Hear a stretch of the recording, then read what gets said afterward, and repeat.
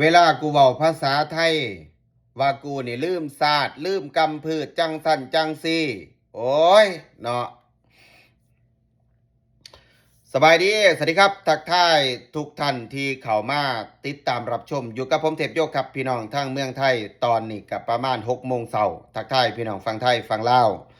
ก่อนอื่นครับพี่น้องอย่าลืมฝากกดแชร์แสดงความคิดเห็นกันเข้ามาครับพี่น้องล่าสุดนะครับอันนี้แจ้งให้ FC พี่น้องฝั่งไทยได้ทราบนะครับประธานสภาแห่งชาติลาวเสียชีวิตในวัยอายุ70 ปี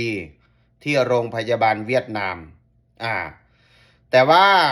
ก่อนจะเสียชีวิตนะครับอยากให้ฟังบางช่วงบางตอนว่าประธานสภาลาวเนี่ยนามสกุลนะพรหมวิหาร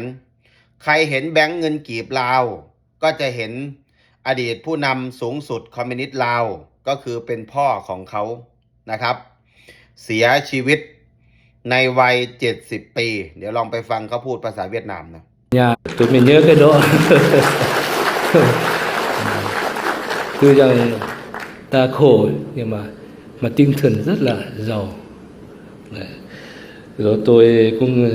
thấy các đồng chí thường Xuân Phênh hay là Khăm Khởi hay mấy đồng chí cũng ra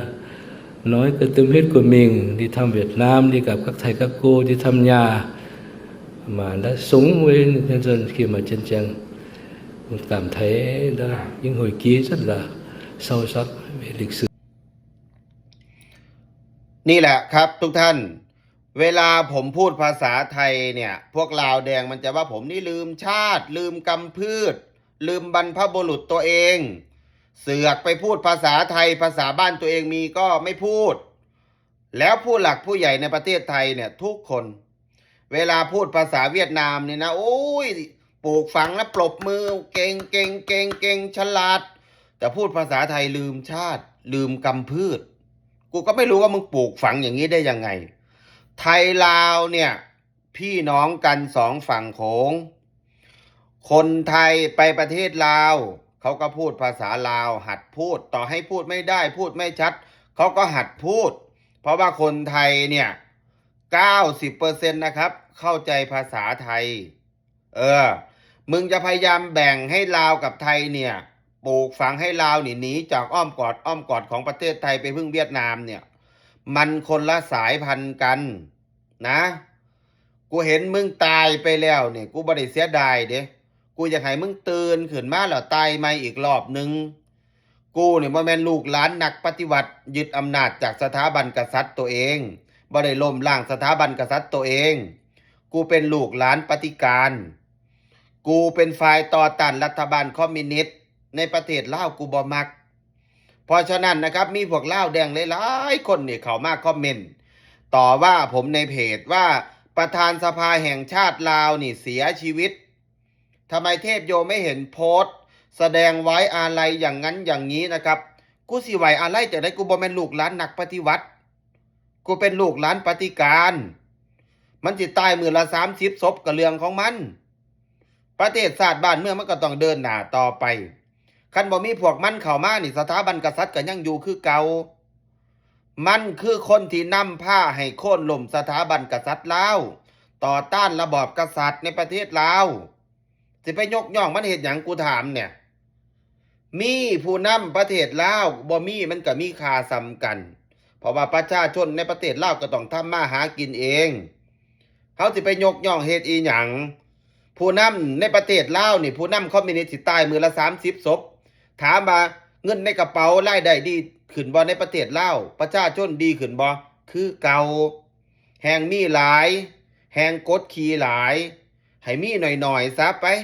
50 ปีมานี่พวกเจ้ายังบ่ชินยังบ่ลึงบ่เฮ็ดถนนหนทางเข้าหมู่บ้านก็ต้องเก็บเงินกันเองมีพวกเจ้านี่เบิ่งแย่งภาครัฐบ่แม่นภาครัฐเบิ่งแย่งพวกเจ้าเด้พวกเจ้ายังสิมายกย่องมันเฮ็ดอีหยังน้ำท่วมในประเทศลาวได้อีหยังนำมันมาปลากระป๋องได้บ่มันรับผิดชอบอีหยังไปยกย่องมันเฮ็ดหยังมันตัวเฮานี่50 ปีปลูกฝังมานี่50 ปีให้ยกย่องว่ามันนี่ดีจังสั่นจังซี่ระบอบกษัตริย์นี่บ่ดีจังสั่นจังซี่แต่ว่ามันเอากษัตริย์ลาวเนี่ยไป ไปข่ายกักกันไปสัมมนาไปทรมานจนตุยกันเบิดเนี่ย ถามว่ามันมีความรับผิดชอบอีหยังแหน่สัมบ่นำมันยังปลูกฝังอันนี้ให้เกียรติช่างระบอบกษัตริย์อีกจะสิเอาจังได๋กับมัน เห็นบ่ข่อยบอกว่าโอ้ยพวกเจ้าเห็นมันเห็นพวกมันตายไปนี่พวกเจ้าสิไปไห้ไปห้องนำอีหยังข่อยจังว่ามื้อละ30ศพก็บ่ได้เฮ็ดให้บ้านเมืองเสียหายอีหยังมีบ่มีประชาชนก็เดินหน้าหากินเองคือเก่าตั้งแต่เกิดมาหมู่เจ้าเกิดมาหลังปี1975นี่50ปีที่ผ่านมาเนี่ยพวกเจ้าเคยเลือกตั้งแบบเสรีเคยเลือกผู้นำมาเองกับมือบ่ในประเทศลาวนั่นสิไปยกย่องเฮ็ดอีหยังข้อยถามหมู่เจ้าซ้ำนั่นแหละเว้าหลายพวกเจ้าก็สิเครียดสิขมให้ข่อยเวลาเลื่อนมาเจอข่อยก็สิว่าโอ้ข่อยคือเว้าแห้งแท้ข่อยเว้าจังสิมาแต่ใดแล้วข่อยเห็นมันตายนี่จะฮู้บ่ข้อยไปซื้อเหล้าซื้อเบียร์มานั่งกินผู้เดียวข่อยแซ่บๆก็มีความสุขผู้นำคอมมิวนิสต์ลาวจะไปยกย่องมันในอนาคตพวกเจ้าสิได้ไปเฮ็ดงานอยู่เกาหลีเหนือข้อยสิบอกให้ซ้ำนี่แหละ